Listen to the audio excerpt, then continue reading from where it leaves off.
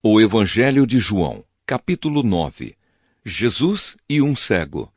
Jesus ia caminhando quando viu um homem que tinha nascido cego. Os seus discípulos perguntaram: Mestre, por que este homem nasceu cego? Foi por causa dos pecados dele ou por causa dos pecados dos pais dele? Jesus respondeu: Ele é cego, sim, mas não por causa dos pecados dele, nem por causa dos pecados dos pais dele. É cego para que o poder de Deus se mostre nele. Precisamos trabalhar enquanto é dia, para fazer as obras daquele que me enviou. Pois está chegando a noite quando ninguém pode trabalhar.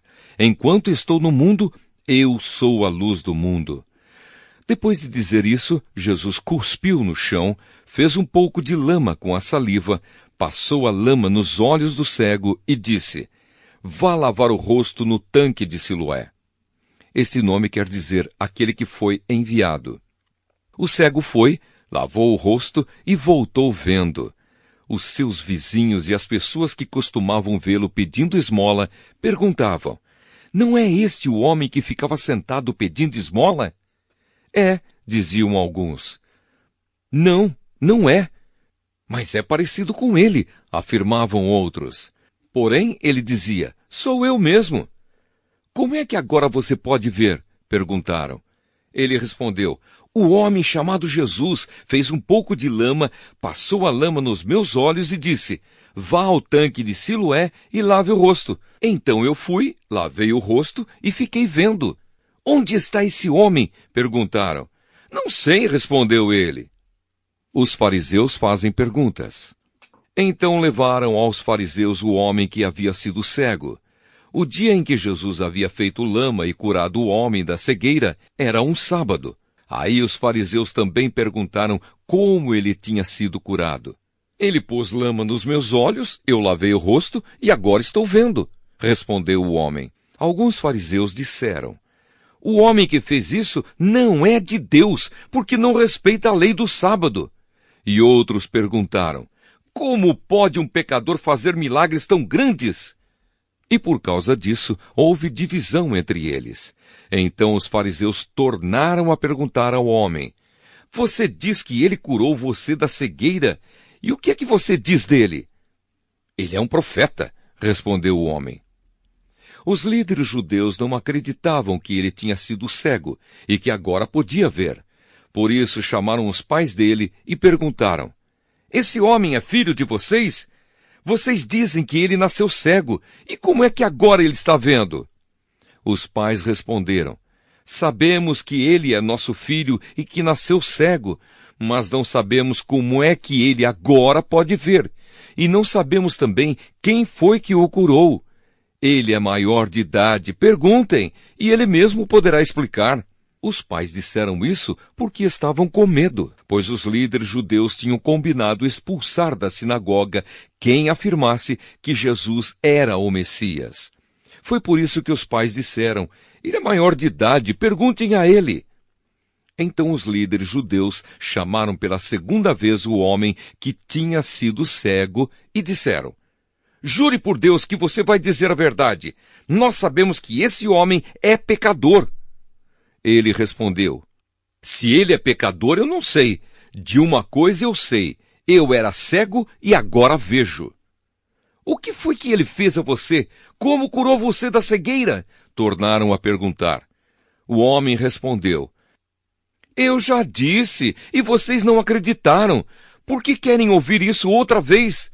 Por acaso vocês também querem ser seguidores dele? Então eles o xingaram e disseram: Você que é seguidor dele, nós somos seguidores de Moisés. Sabemos que Deus falou com Moisés, mas este homem, nós nem mesmo sabemos de onde ele é. Ele respondeu: Que coisa esquisita! Vocês não sabem de onde ele é, mas ele me curou. Sabemos que Deus não atende pecadores, mas ele atende os que o respeitam e fazem a sua vontade. Desde que o mundo existe, nunca se ouviu dizer que alguém tivesse curado um cego de nascença. Se esse homem não fosse enviado por Deus, não teria podido fazer nada. Eles disseram: Você nasceu cheio de pecado e é você que quer nos ensinar? e o expulsaram da sinagoga. A cegueira espiritual. Jesus ficou sabendo que tinham expulsado o homem da sinagoga. Foi procurá-lo e, quando o encontrou, perguntou: Você crê no Filho do Homem? Ele respondeu: Senhor, quem é o Filho do Homem para que eu creia nele? Jesus disse: Você já ouviu. É ele que está falando com você. Eu creio, Senhor, disse o homem, e se ajoelhou diante dele. Então Jesus afirmou: Eu vim a este mundo para julgar as pessoas, a fim de que os cegos vejam e que fiquem cegos os que veem. Alguns fariseus que estavam com ele ouviram isso e perguntaram: Será que isso quer dizer que nós também somos cegos? Se vocês fossem cegos, não teriam culpa, respondeu Jesus. Mas como dizem que podem ver, então continuam tendo culpa. O Evangelho de João, capítulo 10. Jesus, o pastor verdadeiro. Jesus disse: Eu afirmo a vocês que isto é verdade. Quem não entra no curral das ovelhas pela porta, mas pula o muro, é um ladrão e bandido. Mas quem entra pela porta é o pastor do rebanho. O porteiro abre a porta para ele. As ovelhas reconhecem a sua voz quando ele as chama pelo nome, e ele as leva para fora do curral. Quando todas estão do lado de fora, ele vai na frente delas e elas o seguem, porque conhecem a voz dele. Mas de jeito nenhum seguirão um estranho. Pelo contrário, elas fugirão, pois não conhecem a voz de estranhos. Jesus fez esta comparação, mas ninguém entendeu o que ele queria dizer. Jesus, a porta. Então Jesus continuou: Eu afirmo a vocês que isto é verdade. Eu sou a porta por onde as ovelhas passam. Todos os que vieram antes de mim são ladrões e bandidos, mas as ovelhas não deram atenção à voz deles. Eu sou a porta. Quem entrar por mim será salvo. Poderá entrar e sair e achará comida. O ladrão só vem para roubar, matar e destruir, mas eu vim para que as ovelhas tenham vida, a vida completa. Jesus, o bom pastor. Eu sou o bom pastor dá a vida pelas ovelhas.